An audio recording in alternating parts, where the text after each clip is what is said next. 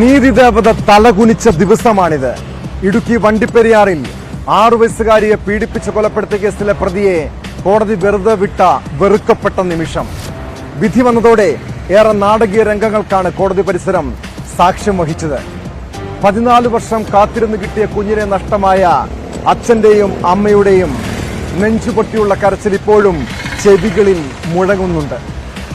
വേണ്ടി വന്നാൽ നിയമം കയ്യിലെടുക്കാൻ പോലും മടിക്കില്ലെന്ന അച്ഛന്റെ വാക്കുകൾ. പിഞ്ചുകുട്ടിയെ പീഡിപ്പിച്ചു കൊന്ന് കെട്ടിത്തൂക്കിയ കേസിൽ പ്രതിയെ വെറുതെ വിട്ടപ്പോൾ ആരാണ് യഥാർത്ഥ കുറ്റവാളി എന്ന ചോദ്യം ബാക്കിയാകുന്നുണ്ട്. ഒപ്പം നിയമ സംവിധാനത്തിലെ പഴുതുകളും ചർച്ചയാകുന്നു.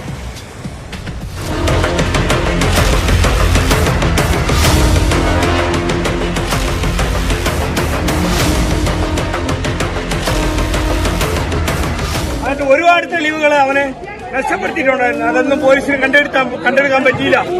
അതുകൊണ്ട് മാത്രമാണ് ഇപ്പൊ കേസിന് തെളിവില്ലെന്ന് പറഞ്ഞുകൊണ്ട് എന്ത് കാരണം കൊണ്ടാണ് ഇപ്പൊ തെളിവ് കേസ് വെറുതെ വിട്ടിരിക്കുന്നത് അറിയത്തില്ല. പിന്നെ ഇനി ഞാൻ പോകാൻ തയ്യാറില്ല. ഇനി അവനെ വെറുതെ വിട്ടില്ല. ഞങ്ങൾ കൈകാര്യം ചെയ്തു, ഞങ്ങളുടെ വീട്ടുകാർ കൈകാര്യം ചെയ്തു. കേസേ വേണ്ട. കേസ് ഇതിന്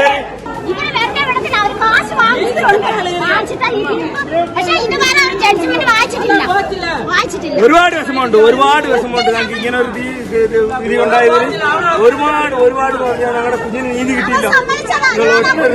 അവൻ പറഞ്ഞ് സമ്മതിച്ചതിന് ശേഷം എഴുതി തയ്യാറാക്കിയ കേസാണിത്. പിന്നെ എങ്ങനെ വെറുതെ പോകും? എന്തിനാ സാറേ കോടതി?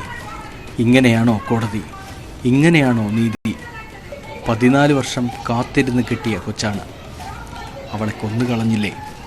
എൻ്റെ മോളെ കൊന്നത് സത്യമാണ്. അവനെ വെറുതെ വിടില്ല. നാട്ടുകാർക്ക് മുഴുവൻ അറിയാം കാര്യങ്ങൾ.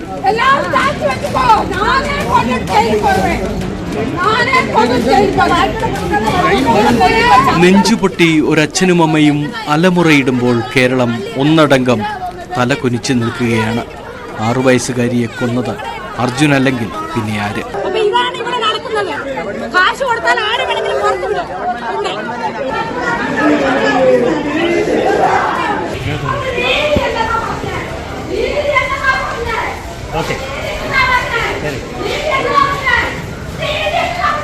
നാടിനെ നടുക്കിയ കേസിലാണ് പ്രതിയെ വെറുതെ വിട്ടത്. അയൽവാസിയായ പ്രതി അർജുൻ 3 വയസ്സ് മുതൽ കുട്ടിയെ നിരന്തരം പീഡിപ്പിക്കുകയും 6-ാം വയസ്സിൽ ക്രൂരമായി കൊലപ്പെടുത്തുകയും ചെയ്തു എന്നായിരുന്നു കേസ്. എന്നാൽ പ്രതിക്ക് ശിക്ഷ ലഭിക്കത്തക്ക ശാസ്ത്രീയ തെളിവുകൾ ഹാജരാക്കാൻ പോലീസിന് സാധിച്ചില്ല. കൊലപാതകം, ബലാത്സംഗം അടക്കമുള്ള കുറ്റങ്ങൾ തെളിയിക്കാൻ പ്രോസിക്യൂഷന് കഴിഞ്ഞിട്ടില്ലെന്ന് വിധിന്യായത്തിൽ കട്ടപ്പന അതിവേഗ കോടതി സ്പെഷ്യൽ ജഡ്ജി വി മഞ്ജു നിരീക്ഷിച്ചു.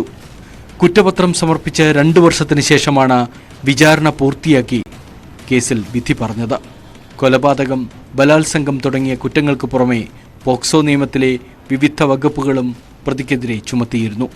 48 സാക്ഷികളെയാണ് കേസിൽ വിസ്തരിച്ചത്. 69-ലധികം രേഖകളും കോടതിയിൽ ഹാജരാക്കി.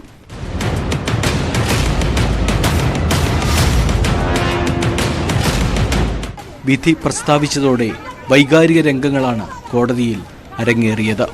നീതി കിട്ടിയില്ലെന്ന് വിലപിച്ച അമ്മ കോടതി വളപ്പിൽ നിലത്തുരുണ്ടു.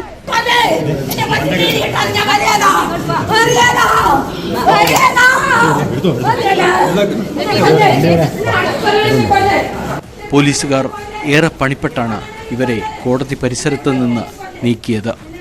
കുട്ടിയുടെ ബന്ധുക്കളും നാട്ടുകാരുമെല്ലാം കോടതി വളപ്പിൽ പ്രതിഷേധമുയർത്തി. കോടതി വെറുതെ വിട്ട പ്രതിക്കെതിരെയും കയ്യേറ്റ ശ്രമമുണ്ടായി. കനത്ത പോലീസ് സുരക്ഷയിലാണ് ഇയാളെ മാറ്റിയത്.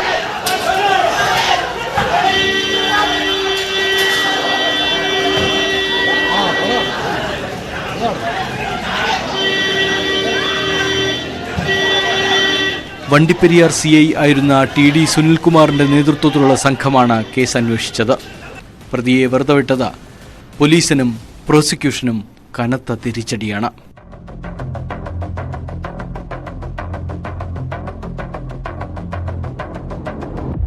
ന്യൂസ് 18 ഇടുക്കി. വണ്ടിപ്പെരിയാറിലെ 6 വയസ്സുകാരിയുടെ കൊലപാതകത്തിൽ പ്രതിയെ കുറ്റവിമുക്തനാക്കിയെങ്കിൽ പിന്നെ ആരാണ് കൊലയാളി? ഈ ചോദ്യമാണ് കേരളം ഒന്നടങ്കം ഉന്നയിക്കുന്നത്. ആ കുഞ്ഞിന് നീതി നടപ്പാക്കി നൽകാൻ നമ്മുടെ പോലീസിനും നിയമ സംവിധാനങ്ങൾക്കും കഴിയണം. കട്ടപ്പന പോക്സോ കോടതി വിധിക്കെതിരെ അപ്പീൽ പോകാനാണ് പോലീസിന്റെയും പ്രോസിക്യൂഷന്റെയും തീരുമാനം.